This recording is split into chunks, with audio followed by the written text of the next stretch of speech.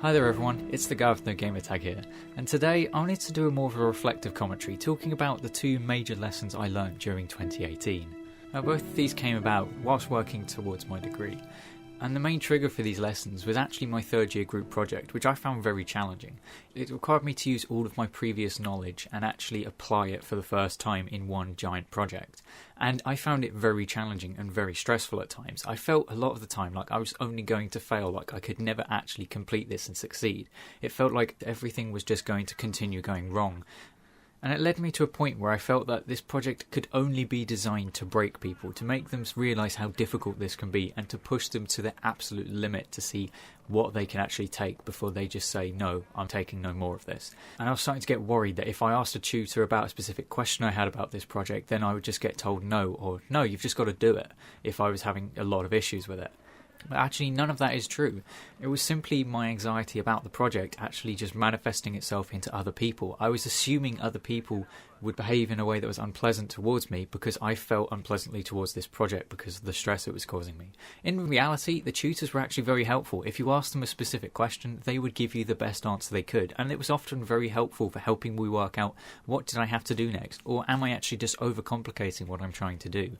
They were very helpful for that, and it was just a very important lesson that actually when you're in school and when you're in university, the staff aren't there to make you fail. No one is there to actually fail you or make you feel like you are terrible at what you do. But there isn't an easy way that they can teach you some things. With this project, we had to go from concept phase all the way through designing the entire vehicle.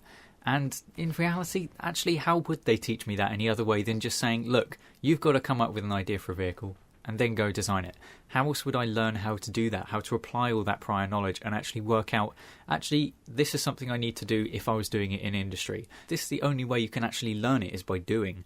And as horrible as it is the first time you have to do it, at the very least, you don't have the added pressure of if something breaks, that could be someone hitting a tree or a lamppost.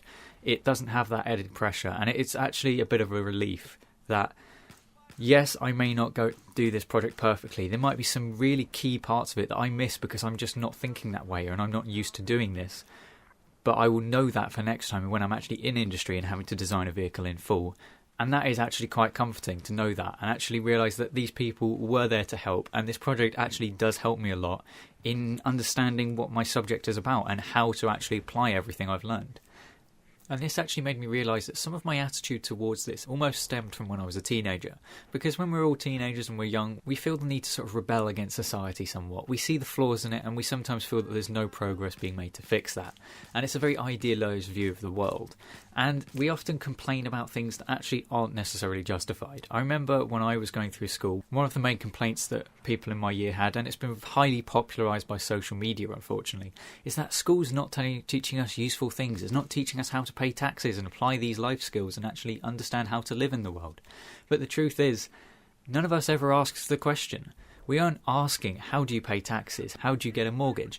We were just complaining that we hadn't been told that. None of us had actually posed the question, so none of us got the answer for it. And the reason none of us asked the question, because it wasn't relevant to us at that age. When you're 14, 15, you don't need to worry about paying taxes. You're not going to be earning enough money to need to pay them, and you're not going to be anywhere near applying for a mortgage. So you don't need to actually know this knowledge. That's why school doesn't teach it to you. However, school does give you the information you need to be able to seek any career you want to take. One of the funniest complaints for me as an engineer is when people say, why do I get taught Pythagoras theorem and trigonometry? It's no use at all. Genuinely, if I didn't know those two things, I wouldn't be able to do my degree. That's how heavily my degree relies on those two things. They may not seem useful to everyone, but they give everyone the general knowledge they need to be able to tackle any career they need. And what's more, if people do actually want the answers to these questions when they're younger, they don't realise that actually just ask an adult, ask your guardian, ask a teacher. They'll be almost certainly happy to tell you and briefly explain how it works. In the UK, it's relatively simple how you pay your taxes. And if I really needed it, I could just go and get some impartial advice. If I wanted to find out how to take out a mortgage, I could just go to a bank and ask them to find out. Or you could even go online. There will be government-run websites that give you this information. All the information is out there, but a lot of people just don't ask the question and complain that they haven't been taught this previously. And in fact, through reflecting about this, it gave me the second lesson that I needed to learn, which is that you won't get an answer if you never ask the question. You need to search for the answer to your question to actually get one. And that has been immensely helpful. There have often been times with coursework where I've wondered, how on earth do you do this? Like, you just get completely stuck, you hit a roadblock. But now the best way to find it is to go and look. There'll probably be a research paper that explains it better or gives you at least an idea of what you can do to go forwards, and it's been a very helpful lesson.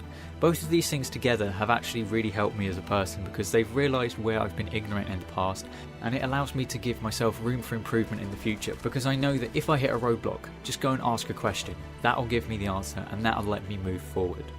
I do hope you've enjoyed this video. It was just simply me reflecting on my year and the two major lessons I've learned from it, and hopefully you might have learned something yourself from it.